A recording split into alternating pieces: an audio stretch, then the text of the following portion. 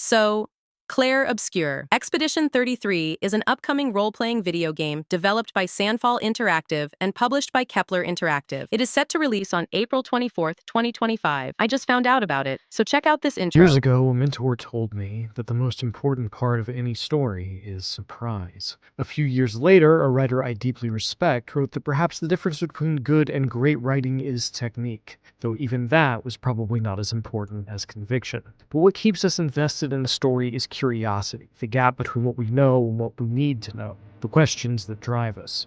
Combine all three and you tend to create something special. Each and every one of us has played a game that grabbed us from the jump, that connected with us in some unexpected way, a game that surprised us, whose belief in itself was obvious from the first frame, that made us want to explore. I have played a lot of video games, friends, and that feeling is increasingly rare for me, especially in the AAA space. So when I tell you that Clair Obscur, Expedition 33, grabbed me by the throat from the jump and didn't let go for a single second of the 3.5-hour demo I played twice, believe me when I tell you, that's some powerful magic. Expeditioners, we do not take for granted that you dedicate your final year of life to keeping hope alive for all of Lumiere. If you're unfamiliar, What an intro, am I right? Are we doing game previews or writing poetry? Anyways, let's find out what this game is all about. Full credit goes to Will Borger from IGN. The game drops you into this world right when things go horribly wrong. Expedition 33 barely makes it to shore before an old man wipes the floor with them, leaving only a few survivors. You play as Gustav, one of the last ones standing, alone, traumatized, and ready to end it all when he's found by Lune, another survivor. Lune's not delusional. She knows they're probably both going to die. But the expedition has a rule. When one falls, we continue. As long as one of them is alive, the mission isn't over. This sets up one of my favorite things about the game, the way these characters interact. Lune and Gustav care about each other, but they don't always agree. When they find a clue that Maëlle, another member of their team, might still be alive, Gustav wants to drop everything and save her. Lune, she's convinced it's a trap. Expedition members are supposed to sign their messages, and this one isn't. At one point, Lune straight up asks Gustav if he's a coward for wanting to grab Maëlle and bail, and he's not. He just watched everyone he knows die, and Lune was the one who decided they should land on that beach in the first place. They're both dealing with guilt, trauma, and impossible choices, and sometimes they take it out on each other, but they also find moments of laughter, of camaraderie. They feel like real people, not just RPG tropes.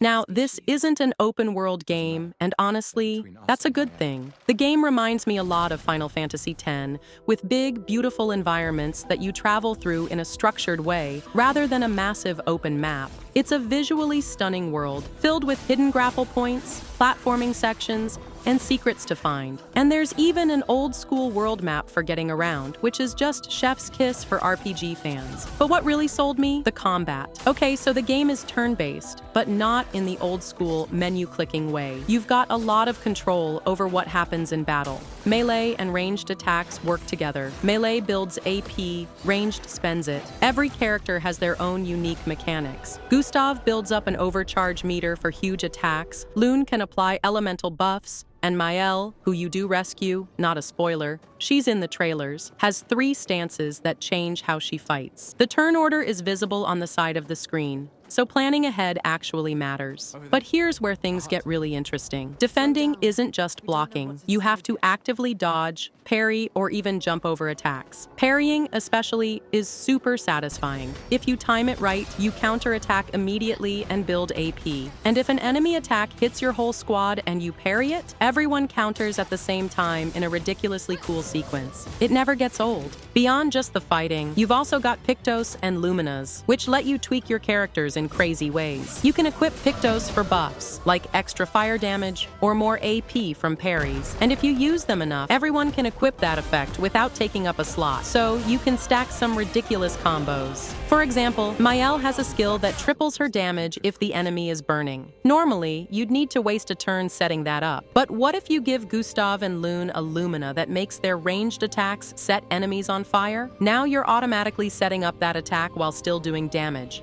This system is built for experimentation. and I love that. What is going on with this world? As cool as the combat is, the story and mystery are what keep me hooked. Who is the paintress? Really? Why is she doing this? What's up with these weird, seemingly friendly creatures that you can fight, but don't have to? And that old man who wrecked your entire expedition? Who the hell is he? The game doesn't handhold. It drops you in and trusts you to figure things out. And because of that, I was way more invested in unraveling its secrets.